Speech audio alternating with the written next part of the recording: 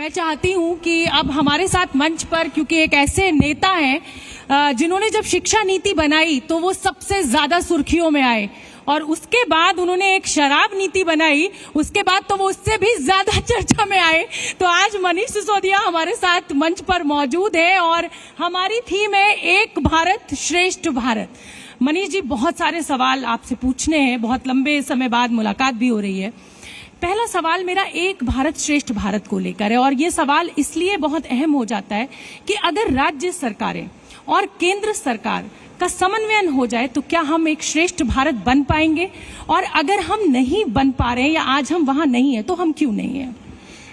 आपने बहुत सही पूछा, और मुझे लगता है एक भारत श्रेष्ठ भारत के बारे में हम श्रेष्ठ एक तो हैं हम, लेकिन श्रेष्ठ क्यों नहीं बन पा रहे हैं या कहाँ कमी रह जा रही है, उसमें सबसे बड़ी बात यही है जिसका आप जिक्र कर रही हैं कि राज्य और केंद्र, राज्य और नगर निगम या पंचायतें, इनके बीच कैसे समन्वय होगा ये देश के संविधान में बहुत अच्छे से लिखा हुआ है।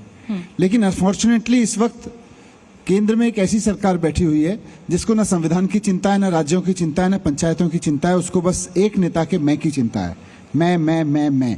उसका नुकसान सारे राज्यों को हो रहा है, और इसलिए एक भारत श्रेष्ठ भारत में सबसे बड़ी बाधा यह है कि केंद्र में बैठी हुई सरकार राज्यों को कुछ मानती ही नहीं है। अगर अपने भारतीय जनता पार्टी के शासित राज्य हैं तो वहां ठीक है, कोई भी मुख्यमंत्री हो ले कोई फर्क नहीं पड़ता। जहां बीजेपी का शासन नहीं है वहां के राज्यों के काम लगातार रोकते रहिए, आप सरकारों को गिरा दीजिए, राज्यपालों का दुरुपयोग करिए।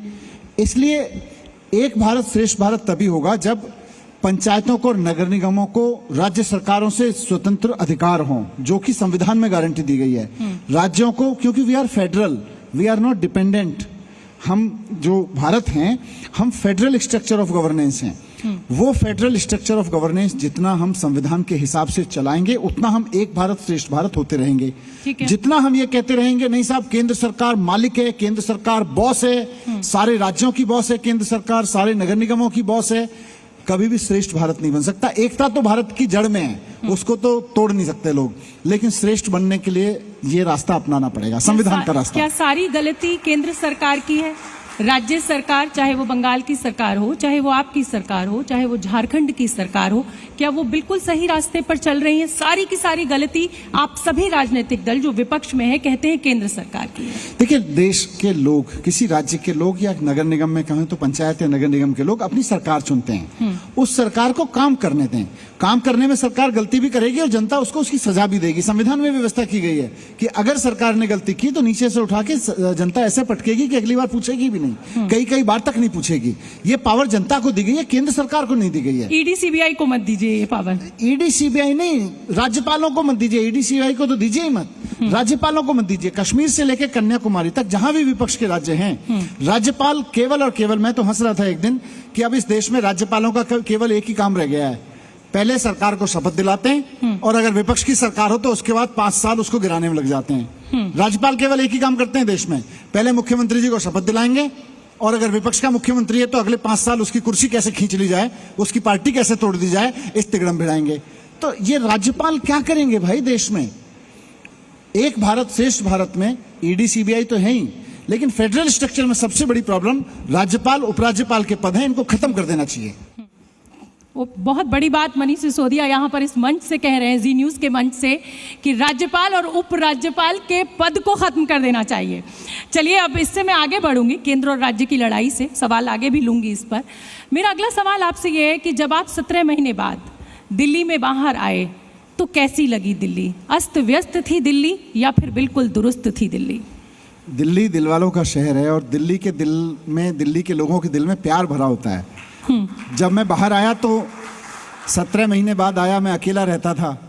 अकेला आदमी जैसे अपने परिवार के बारे में सोचता है ना, कि मेरी वाइफ, मेरे बच्चे, मेरे घर के लोग, उनके प्रति मेरे मन में कितना प्रेम है, उनके मेरे प्रति मेरे मन में, उनके मन में मेरे प्रति कितना प्रेम है। मैं जब दिल्ली में गया तो इतना ही सब प्रेम से भरे मिल रहे हैं। गवर्नेंस में ऊपर नीचे चीज़ें होती रहती हैं। आज एक नाली ठीक बनी है, कल उसमें पानी आएगा, फिर वो तीसरे दिन ठीक हो जाएगी।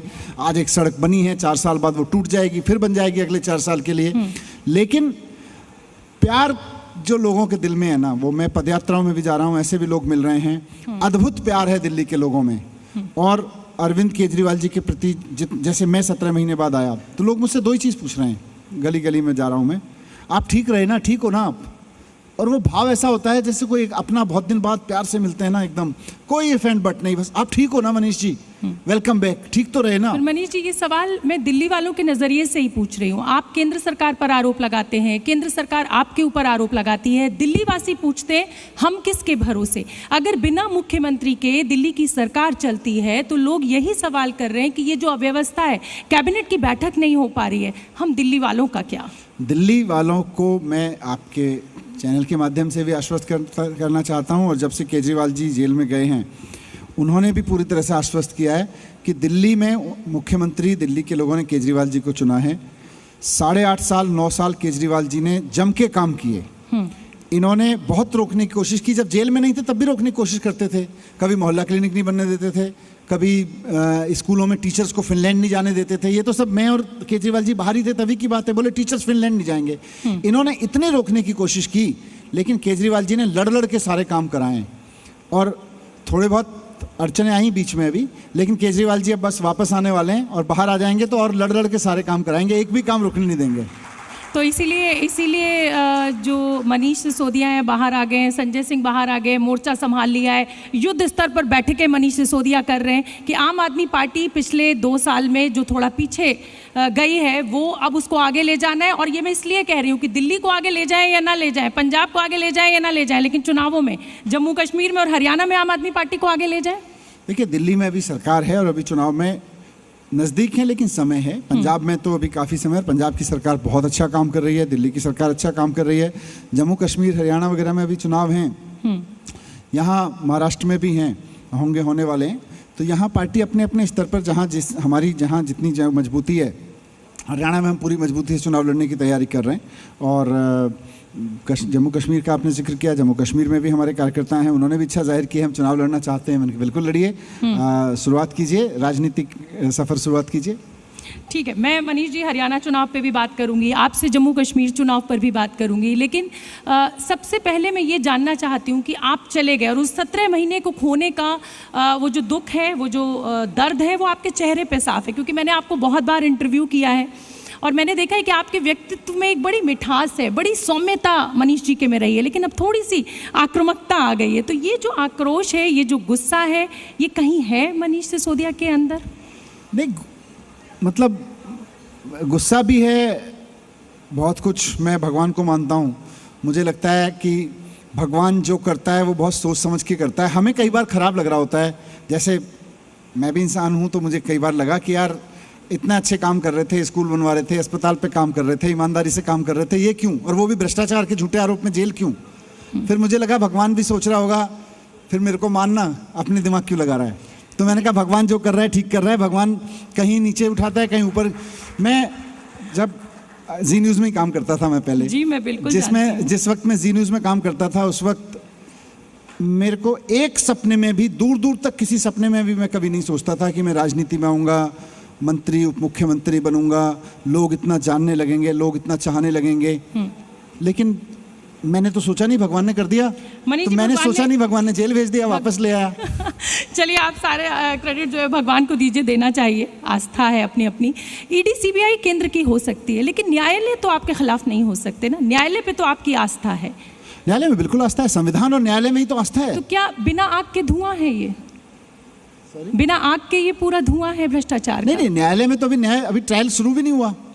हमें पूरा भरोसा है कि जिस दिन ट्रायल शुरू होगा, ट्रायल कंक्लूड होगा, आप देखिएगा कि स्ट्रिक्चर्स पास होंगे। कम से कम आम आदमी पार्टी के 10 साल के इतिहास में कम से कम 50 केसेस ऐसे हैं, इन्होंने 150 के करीब केसेस लगाए हमारे विधायकों पर, सांसदों पर। 50 केसेस ऐसे हैं जहां लोअर कोर्ट्स ने पुलिस के खिलाफ, एजेंसीज के खिलाफ स्ट्रिक्चर्स पास किए हैं कि भाई आप इस एमएलए को परेशान करने के लिए आपने राजनीतिक उद्देश्य से किया हुआ है। आप देखिएगा इसमें भी, इस केस में भी कहीं ना कहीं इसी तरह का कोई स्ट्रक्चर आएगा, लेकिन न्यायालय तक पहुंचे तो सही मामला ठीक से। क्या आज इस मंच पर बैठ के आप जी न्यूज़ के दर्शकों को ये कह रहे हैं कि आप बाइज्जत बरी होंगे, आपकी कोई गलती नहीं है, आज कहिए, और फिर जिस दिन आप बरी होंगे मैं ये चलाऊंगी आपकी खबर? पूरी इज्जत के साथ बरी होंगे और साथ साथ कोई गलती नहीं की आपने? बिल्कुल ना सिर्फ ये, बल्कि मैं कह रहा हूं कि हमारे ऊपर बहुत सारे इल्जाम लगे अभी तक, और उन इल्जामों से हम जिस तरह से पाक साफ निकल के आए, लोग कह रहे हैं कि साहब इस बार ना आप काजल की कोठरी में घुस गए हो, और हमको पूरा भरोसा है, मुझको भी पूरा भरोसा है कि इस काजल की कोठरी से भी एक कालिख लगाए बिना हम बाहर आएंगे, देखिएगा। ठीक है, अब मेरा सवाल आपसे ये है कि अगर मनीष सिसोदिया और अरविंद केजरीवाल पिछले 2 सालों में जो उथल पुथल हुई, तो ऐसे कौन से वो 3 बड़े फैसले अगर आप ले लेते तो शायद आज दिल्ली की शक्ल बदल जाती, आम आदमी पार्टी का करियर बदल जाता? क्या ये जो पछतावा है वो कोई 3 बिंदु आप मुझे बताना चाहेंगे? ऐसा कोई पछतावा है नहीं। जो बेस्ट लगता और जो उस वक्त बेस्ट किया जा सकता था वो किया है। लेकिन अगर आप इन 17 महीने दिल्ली में बाहर रहते तो आप ऐसा क्या कर देते कि? नहीं, मैं 17 महीने जेल में गया इसलिए क्योंकि मैं संविधान विरोधी ताकतों के खिलाफ लड़ रहा हूँ, ऐसी ताकतों के खिलाफ जो इस देश को स्कूलों पर अच्छा काम नहीं करना चाहती हैं। उन्हें 15-15, 20-20 साल तक सरकारें मिली, उन्होंने एक स्कूल ठीक नहीं कराया। ऐसी ताकतों से लड़ रहा हूँ मैं, इसलिए जेल गया, और मुझे गर्व है कि मैं उनसे लड़ते हुए जेल गया हूं। हर आदमी जब जेल जाता है तो झूठे आरोपों में भेजा जाता है उसको, इस तरह की लड़ाइयों में। तो मैं झूठे आरोपों में जेल गया हूं और मैं लड़के मजबूत होकर बाहर आया हूं, और इस मजबूती से इस लड़ाई को आगे रखूंगा। मुझे किसी चीज पे ऐसा नहीं है कि ऐसा नहीं करते, मुझे आज मौका मिलेगा मैं वही करूंगा जो मैं कल कर रहा था। तो मतलब कोई ऐसे बड़े फैसले आपको नहीं लग रहा है कि आप जेल चले गए इसलिए आप नहीं ले पाए, और अगर आप बाहर रहते तो शायद आप ले लेते? और वो बाहर रहते तो शायद मैं एजुकेशन में और कंट्रीब्यूट कर रहा होता। मैं बाहर रहता क्योंकि आतिशी जी मेरी जगह मंत्री बनी, वो काम कर रही हैं। वो जब मैं मंत्री था उस वक्त भी वो बहुत बड़ी जिम्मेदारी एजुकेशन में निभा रही थी। लेकिन अगर मैं बाहर रहता, मैं काम कर रहा होता, वो साथ साथ वो जिम्मेदारी निभा रही होती, तो 1+1 2 हो रहे होते। अरविंद केजरीवाल जी होते तो उनकी लीडरशिप में, और तो काम मैं बाहर होता तो जिस तरह से कर रहा होता वो तो निश्चित रूप से सफर किया होगा। ठीक है, लेकिन ऐसा कोई फैसला मैं नहीं कह सकता। मेरे को नहीं लगता कि जो हमने लिया, ना लेते तो शायद और बेहतर होता। हमने जो फैसला लिया जिस वक्त के लिए सबसे अनुकूल था लिया, और आज भी उस पर कायम है। ठीक है, मेरा सवाल क्या है, स्कूलों का दौरा आपने किया बाहर आने के बाद? क्योंकि मैंने देखा, ये मैं अपने अनुभव से बता सकती हूँ कि मेरे घर में जो लड़कियाँ मेरी मदद के लिए आती हैं वो बहुत खुश होती हैं, उनको बड़ा सम्मान महसूस होता है जब वो मुझे कहती हैं कि मैं अपने बच्चे की पीटीएम में जा रही हूँ। तो उनको ऐसा लगता है कि मैडम देखो आप पीटीएम में जाती हो तो अब मैं भी जा रही हूँ, और वो ज़रूर आपने दिया है, और मुझे लगता है इसके लिए तालियाँ ज़रूर बजनी चाहिए। तो मैं सवाल आपसे यही पूछ रही हूँ कि क्या जेल से बाहर आने के बाद आपने स्कूलों का दौरा किया, और क्या कुछ ऐसा लगा कि आतिशी बहुत अच्छा कर रही हैं, आपने ये कहा, लेकिन मैं होता तो मैं और ये भी कर देता, ये भी कर देता, कुछ ऐसा? नहीं, आतिशी तो बहुत अच्छा काम कर रही हैं। मैं बाहर होता तो आतिशी और मैं मिलके और इससे अच्छा काम कर रहे होते शायद। आतिशी का कुछ समय कानूनी लड़ाई में मदद करने में, राजनीतिक लड़ाई में जा रहा है, तो वो हम सब लोगों का अटेंशन और पूरी तरह से लगता हमें उलझाया जा रहा है। कुछ लोगों को जेल में डाल दिया गया, कुछ लोगों को उनसे लीगल लड़ाई में, राजनीतिक लड़ाई में लगा दिया गया। यार जनता ने सरकार चुनी है, इसीलिए वो एक भारत श्रेष्ठ भारत का नारा तभी सफल होगा जब जनता अपनी सरकार चुन ले, और 5 साल उस सरकार को काम करने दो ना। ये सीबीआई के झूठे केस, ईडी के झूठे केस, उपराज्यपालों को, राज्यपालों को उनके ऊपर शिकंजा कसने के लिए कि काम मत करने दो, क्यों लगाते हो? काम करने दो। आप दूसरे राज्यों में मिले हो, उसको काम करो। 5 साल बाद जनता दोबारा, अगर आप अच्छा काम कर रहे होगे कहीं, जनता आपको चुन लेगी। ये सिद्धांत है लोकतंत्र का। ये थोड़े है कि सरकार मनीष जी, सीधा सवाल पूछ रही हूँ और सीधा जवाब चाहती हूँ। मुख्यमंत्री जेल के अंदर है, कैबिनेट बैठकें हो नहीं पा रही हैं, दिल्ली के लोगों को लग रहा है कि उन्हें जो काम उनकी सरकार से अपेक्षा थी वो नहीं उस रफ्तार से चल पा रहे हैं। मनीष सिसोदिया मुख्यमंत्री क्यों नहीं बन जाते हैं? क्या अरविंद केजरीवाल को मनीष सिसोदिया के ऊपर विश्वास नहीं है, या झारखंड में चंपाई सोरेन का उदाहरण रहा हो, चाहे जीतन राम मांझी का उदाहरण रहा हो, उससे अब सीख ले लिया अरविंद केजरीवाल ने कहा भाई मैं कुर्सी किसी को नहीं दूंगा? आम आदमी पार्टी की ताकत ही ये है, और अभी जो सामान्य राजनीतिक समझ रखते हैं जो लोग, या खुद सामान्य राजनीति के लोग हैं, वो इसको समझ नहीं पाते हैं कि यार कोई लोग ऐसे कैसे हो सकते हैं जिनमें आपस में ना कोई प्रतिस्पर्धा है, ना एक दूसरे का गला काटते हैं, ना एक दूसरे को कुर्सी खींचने के चक्कर में पड़ते हैं। ये आम आदमी पार्टी वाले लोग हैं कैसे ऐसे? तो फिर बनिए ना मुख्यमंत्री आप। नहीं, मुख्यमंत्री बनने के लिए मैं आया नहीं हूँ।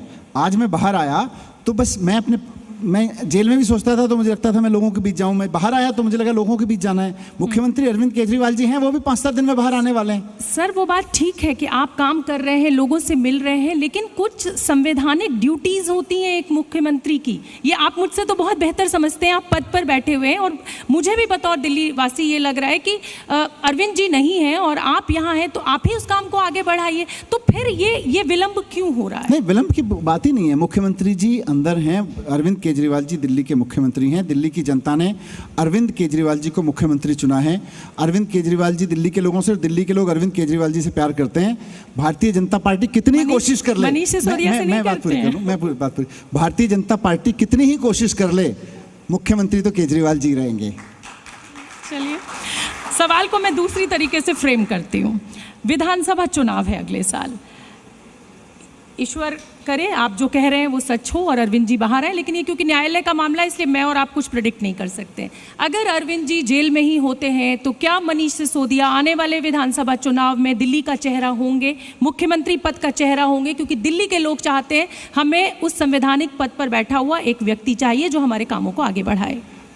हमें भगवान पे भी पूरा भरोसा है और संविधान न्यायालय पे भी पूरा भरोसा है, और इसी भरोसे के साथ मैं कह रहा हूं कि बस 5-7-10 दिन की बात है, अरविंद केजरीवाल जी बाहर होंगे। ये सवाल एकदम इररिलेवेंट होने वाला है, इस सवाल का कोई मतलब नहीं बचेगा। ये बड़ी खबर है कि अरविंद केजरीवाल 10 से 12 दिन में जेल से बाहर होंगे। ये पूर्व उप मुख्यमंत्री मनीष सिसोदिया नजदीकी हैं अरविंद जी के, वो कह रहे हैं, क्योंकि ये वही आम आदमी पार्टी के नेता हैं जो अपनी गिरफ्तारी से कुछ दिन पहले ही बता देते थे कि देखिए हम गिरफ्तार होने वाले हैं। मैं ठीक कह रही हूँ ना? आप लोग ये बता देते थे। एक इंटरव्यू में अरविंद जी ने मुझे मुंबई में मंच पे बता दिया था कि मैं गिरफ्तार होने वाला जा रहा हूं और देखिएगा मैं, और वो गिरफ्तार हुए। तो ये वैसी भविष्यवाणी अभी तो जो मैं बात कह रहा हूं, देखिए वो उस वक्त सूचनाओं के आधार पे थी, वो बहुत सारी सूचनाएं भारतीय जनता पार्टी के लोग भी आके बता देते थे, जी आप अच्छे आदमी हो, हमारी पार्टी वाले लोग आपके बारे में गलत वो कदम उठाने जा रहे हैं, बता देते थे बीजेपी वाले भी आके। अभी तो ये न्यायालय में मसला है, और तथ्यों के आधार पर, न्याय पे भरोसे के आधार पर, और सच्चाई के आधार पर, और भगवान पे भरोसे के आधार पर मैं कह रहा हूं कि केजरीवाल जी बहुत जल्द हमारे बीच में होंगे और कोई सवाल ही नहीं बचेगा इस बात का। चलिए ठीक है, मैं याद रखूंगी, और जिस दिन केजरीवाल बाहर होंगे, मैं आएंगे बाहर, मैं ज़रूर आपके साथ जुड़ूंगी उस दिन। अब मैं थोड़ा सा दिल्ली से बाहर निकलना चाहती हूँ। चुनाव सिर पर है, जातीय जनगणना एक वो मुद्दा साबित हो रहा है जिसमें ऐसा लग रहा है कि विपक्ष ने सत्ता पक्ष को फंसा लिया है। आम आदमी पार्टी का क्या स्टैंड है जातीय जनगणना पर? आम आदमी पार्टी का स्टैंड इसमें क्लियर है, बताइए। देश में जातीय जनगणना हो, और जातीय जनगणना होके देश के सामने ये तथ्य आने चाहिए कि पुराने समय में, क्योंकि अभी बहुत लोग जब हम बात करते हैं, मैं भी स्कूल कॉलेजेस में जाता हूँ, कई जगह रिजर्वेशन को लेकर सवाल उठते हैं, और मैं वहाँ भी ये कहता हूँ, ये तो बहुत बड़े लेवल की बातें हैं देश की और राज्य स्तर की। मैं कहता हूँ आप जिस अपार्टमेंट में रहते हैं या जिन कॉलोनियों में रहते हैं अपार्टमेंट्स में, उन्हीं को गिन लीजिए एक बार, और फिर उसमें गिन के देखिए कि कितने लोग उस क्लास से आते हैं जो रिजर्वेशन के कारण, जिनको समाज ऊपर उठाने की कोशिश कर रहा है रिजर्वेशन देके, और कौन से बिना रिजर्वेशन के कारण ही कितने लोग हैं।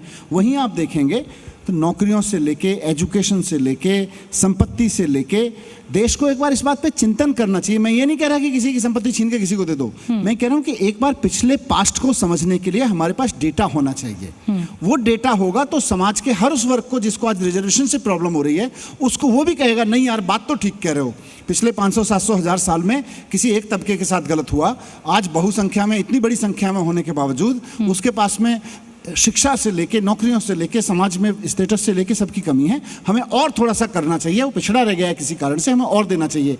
जातीय जनगणना सबसे ज़्यादा मदद इसमें करेगी। ठीक है, यूसीसी को लेकर क्या स्टैंड है आपका? वो भी हम कह चुके हैं कि आप जैसा केंद्र सरकार कर रही है, जिस इंटेंशन के साथ कर रही है, उसमें प्रॉब्लम है, लेकिन बाकी जो करना है करते रहिए, हमारा हाथ में होगा, हम जो करेंगे। ठीक है, जातीय जनगणना में आप कहते हैं कि एक डेटा होना चाहिए, सबको न्याय मिलेगा, लेकिन उसमें सवाल ये भी उठता है कि उस क्वालिटी के लोग जो ऊपर पहुंचने चाहिए उनको शायद कहीं ना कहीं विराम मिलेगा, और उससे एक पूरे देश का ओवरऑल जो विकास है वो सफ़र करेगा। देखिए, देश और समाज का, व्यवस्थाओं का काम दो है, क्वालिटी के लोगों को ऊपर ला के जिम्मेदारी दो, और समाज के हर तबके के अंदर क्वालिटेटिव इंप्रूवमेंट की व्यवस्था करो। ठीक है, आप कहेंगे कि भाई कुछ योग संयोग से, कुछ ऐतिहासिक कारणों से जो लोग क्वालिटेटिव हो गए हैं, जिन्होंने पढ़ लिया है, अब बस उन्हीं की सत्ता चलनी चाहिए, वही हमेशा ऊपर आने चाहिए। भाई मेरे गांव में, मैं जिस जाति से आता हूँ, मेरी जाति के पास, मेरे परिवार के पास खेती थी, लेकिन उसी गांव में कुछ लोगों के पास में मैंने देखा है, मैं बचपन में गांव में रहता था, सिर्फ इसलिए खेती नहीं थी क्योंकि वो दूसरी जाति से बिलोंग करते थे। अब उनके बच्चों की क्या गलती है? मेरे दादा के पास खेती थी, उन्होंने अपने बच्चों को पढ़ा लिया, वो फौज में चले गए, उन्होंने अपने बच्चों को पढ़ाया, वो टीचर बन गए, उन्होंने अपने बच्चों को पढ़ाया, वो मैं आके दिल्ली में पत्रकार बन गया। ठीक है। उनकी क्या गलती है बेचारों की, जिनके पास खेती नहीं थी हिस्टोरिक कारणों से, पुरानी सही गलत से। लेकिन सुप्रीम कोर्ट ने जो हमको उनको कहीं ना कहीं आके करेक्ट करना पड़ेगा। क्वालिटेटिव लोग जाने चाहिए टॉप पे, जो डिसीजन मेकिंग है, जो बाकी फंक्शनिंग है, एग्जीक्यूटिव है, वहाँ क्वालिटी जानी चाहिए। क्रीमी लेयर का जिक्र किया है सुप्रीम कोर्ट ने, उसको लेके भारत बंद हुआ है, आपका क्या मानना है उस पर? मुझे लगता है इस पे बहुत सोच समझ के विचार करना चाहिए, ऐसे नीजर्क रिएक्शंस नहीं देने चाहिए। पहले डेटा आ जाए सामने, डेटा आपके सामने आएगा तो शायद किसी और तरह की सहमति बनेगी। मैं तो अपने अनुभव के आधार पे आपसे कह रहा हूँ ना, अपने ही गांव का उदाहरण देके आपसे कह रहा हूँ, क्या गलती है। लेकिन क्रीमी लेयर में ऐतराज क्यों है? मतलब इसमें क्यों आप मेरे क्वेश्चन पे थोड़ा सा डिप्लोमेटिकली जवाब दे रहे हैं? अगर कोई पिता आईएएस है, उसका बेटा आईएएस बन जाता है, तो उनको तो सारे संसाधन मिल गए ना, तो कोई ऐसी डिस्पैरिटी या कोई ऐसा उनके साथ भेदभाव नहीं हो रहा है, तो फिर तीसरी पीढ़ी को क्यों मिले आरक्षण? मैं इस पे आपका स्टैंड एकदम क्लियर जानना चाहती हूँ। मैंने अपना स्टैंड बताया, मेरी ये सोच है। अभी 50-50, 100 पीढ़ियों से फायदा उठा रहे हैं, क्योंकि मेरे 100 पीढ़ी पहले मेरे दादा परदादा और कोई दादा किसी एक जाति से थे, 100 पीढ़ियों से वो फायदा उठाते जा रहे हैं। अभी 3 पीढ़ी पहले किसी को रिजर्वेशन मिलके एक नौकरी मिल गई, हम उसके पीछे पड़ गए, तेरे को तो 3 पीढ़ी पहले मिल गई। अरे 100 पीढ़ी पहले किसी को ज़मीन मिल गई, वो कहाँ से जमींदार से लेके कहाँ बन गया आदमी। थोड़ा सा हमें, इसीलिए मैंने कहा एक बार इसको हाँ या ना कहना बड़ा आसान है, हाँ या ना कह के साइड लेना बड़ा आसान है, लेकिन सामने सारे तथ्यों को देख के दिल से डिसीजन लेना बहुत जरूरी है। मतलब 300 सालों का हिसाब जो है वो 50 साल के हिसाब से नहीं होगा, ये मनीष जी कह रहे हैं। चलिए मैं आगे बढ़ूंगी, और आगे बढ़ूंगी इसलिए क्योंकि जम्मू कश्मीर का जिक्र करना ज़रूरी है। आप कैंडिडेट्स के नामों का भी ऐलान कर रहे हैं। मुझे हरियाणा समझ में आता है, मुझे पंजाब समझ में आता है, मुझे दिल्ली समझ में आता है, मैं कुछ हद तक गोवा भी समझ लेती हूँ, आम आदमी पार्टी वहाँ पर चुनाव लड़ती। जम्मू कश्मीर किसका वोट काटना है आपको? जम्मू कश्मीर भारत का हिस्सा है। नहीं, भारत का हिस्सा है, पर आम आदमी पार्टी की क्या जमीन है वहाँ पर? क्यों? कश्मीर से लेके कन्याकुमारी तक आप किसी ढाबे पे चले जाइए, लोगों से मिल लीजिए, लोग कहेंगे आप दिल्ली से हो? अच्छा दिल्ली से हो, वहाँ केजरीवाल जी एजुकेशन पे अच्छा काम कर रहे हैं, उनसे आप पूछो इधर आएगा तो इधर भी वोट देंगे। तो केजरीवाल जी के प्रति एक गजब पॉजिटिविटी पूरे देश में है, और बहुत सारे लोग केजरीवाल जी के कारण, उनके विजन के कारण, उनकी ईमानदारी, उनके काम के कारण आज केजरीवाल जी से जुड़ रहे हैं, कश्मीर से लेकर कन्याकुमारी तक। बहुत सारे लोग पॉलिटिक्स में आके खड़े हुए हैं। अगर वो कह रहे हैं जी हम चुनाव लड़ना चाहते हैं, हो सकता है कुछ लोग जीत के आ जाएं। हम केजरीवाल जी तो सब जगह के मुख्यमंत्री नहीं बनेंगे ना। 2013 से पहले यही बात दिल्ली के बारे में भी कह सकते थे, यही बात गोवा और गुजरात के बारे में 5 साल पहले कह सकते थे। भाई गोवा से क्या लेना देना, आज गोवा में हमारे विधायक हैं, गुजरात में हमारे विधायक हैं, मध्य प्रदेश में हमारे मेयर हैं। हाँ। तो ये बात तो किसी भी राज्य के बारे में कह सकते हैं, लेकिन पूरे भारत में आज केजरीवाल जी को लेके जो क्रेज है, जो अपनापन है, जो प्यार है, वो अगर राजनीतिक विस्तार में जाता है तो इसमें तो अच्छा ही है हमारे लिए। तो राजनीतिक विस्तार ही सिर्फ मंशा है? मुझे तो ऐसा लग रहा है कि आप वोट काटेंगे किसी एक बड़े राजनीतिक दल का, एक बड़े गठबंधन का, मैं नाम नहीं लूंगी। ये वोट काट दोगे इसलिए राजनीति में मत आओ, वोट काट दोगे इसलिए आप वहाँ क्यों चुनाव लड़ रहे हो, ये असली रिजर्वेशन है जो खतरनाक है कि कुछ पार्टियां हैं उनके लिए सारा कुछ राजनीति रिजर्व कर दो। हम जैसे लोग नीचे से गांव से कहीं से उठ के आए, किसी नौकरी को छोड़ के, किसी पेशे को छोड़ के ईमानदारी से काम करें, तो उनको जवाब आप क्यों चुनाव लड़ रहे हो, आप तो वोट काट दोगे।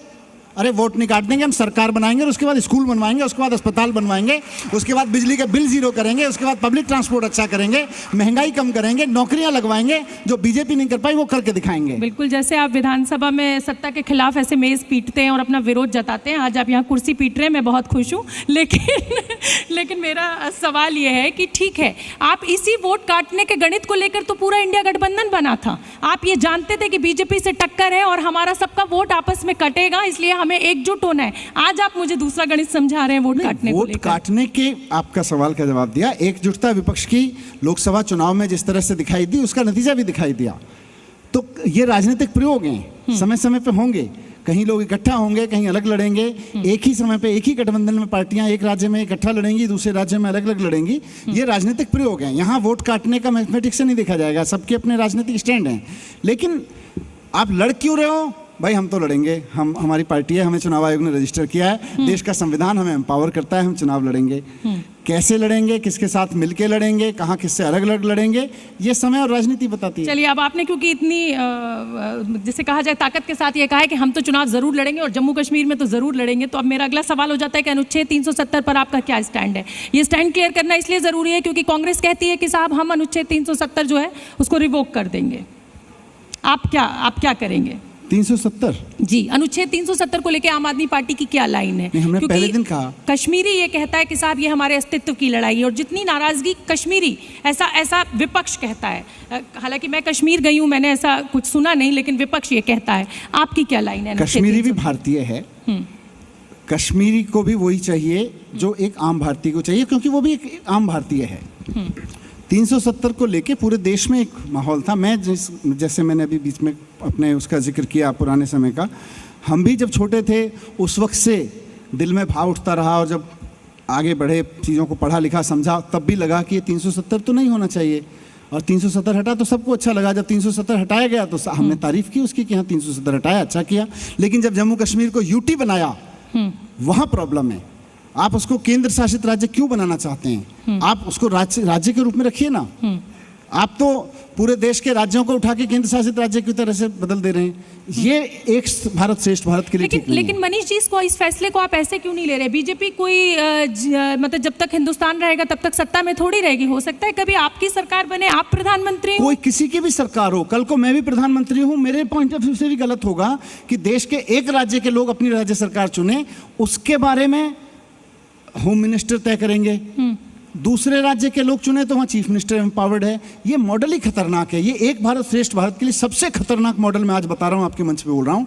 बाकी सारी चीज़ें, राजनीतिक लड़ाइयाँ चलती रहेंगी।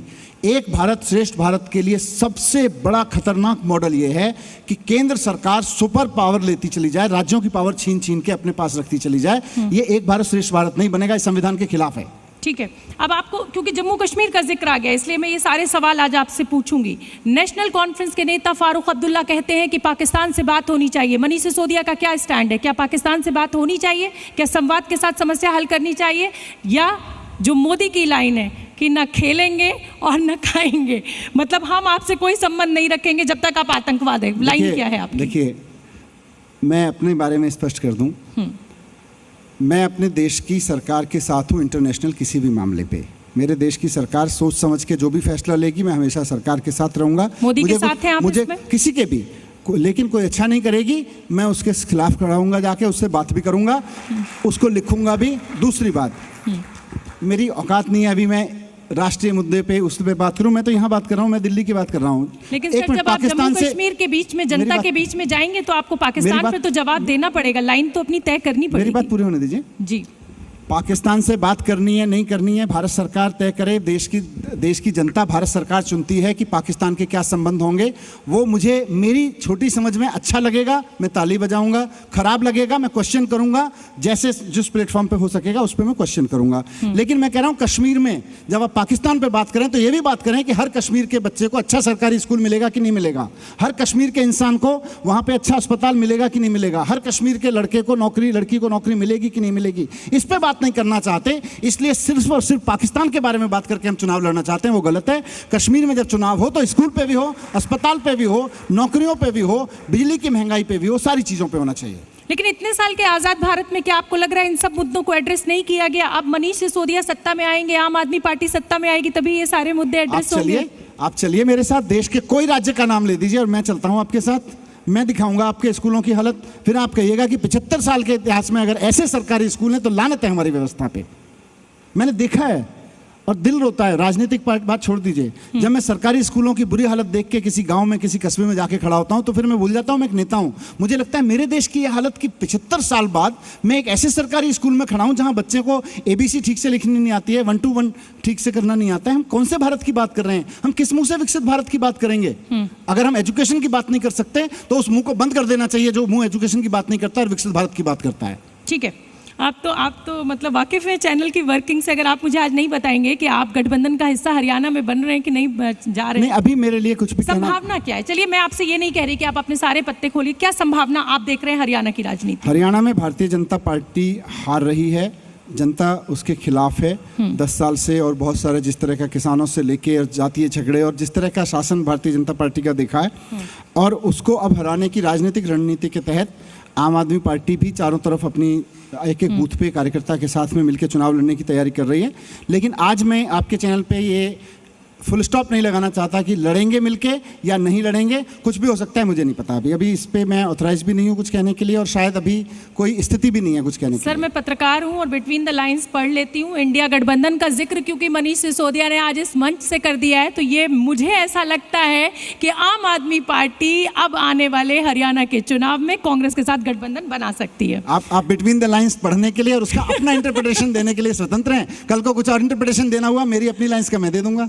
मैंने संभावना आपके उसमें कर ली है। मैं एक और सवाल पे, क्योंकि बांग्लादेश का मुद्दा इस समय बहुत गर्म है, ये बिल्कुल मेरा सेकंड लास्ट सवाल है आपसे। और सॉफ्ट हिंदुत्व की लाइन लेते हुए मैंने हमेशा अरविंद केजरीवाल की राजनीति को देखा है, मनीष सिसोदिया की राजनीति को देखा है, लेकिन हनुमान मंदिर आप छुप के जाते होंगे, कैमरे के सामने कम जाते हैं।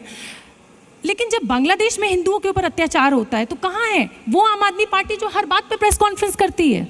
नहीं की है, नहीं, खूब बयान आए हैं।